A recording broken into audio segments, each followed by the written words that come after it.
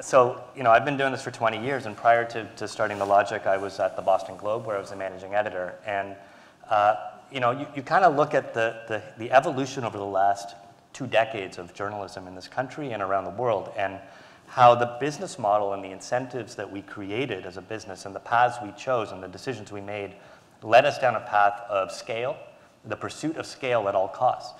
And so when we get to trust, I'm getting to trust, it's a long-winded way of getting to it, which is part of that pursuit of scale resulted in reporters having to file 5, 6, 7, 10 stories a week. And when you're filing that many stories just so you can have enough page views to pay the bills, which CPMs started eroding as Google and Facebook started to put more pressure on those ad impressions. When you have reporters having to file that much, that quickly, and without having a second to pause, it's no wonder that people start to say, wait a minute, you misquoted me. Or wait a minute, you lack the nuance and thoughtfulness and depth and niche of that story that I was trying to tell you. And so that slowly chips away at trust.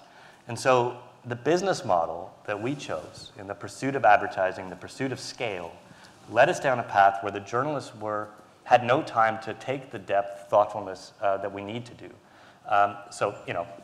We flipped it on its head. We are a subscription business based solely on the fact that we're going to do stories that we think are worth reporting and take the time to do it. Every reporter has weeks to do one story. And part of that is to try to rebuild trust.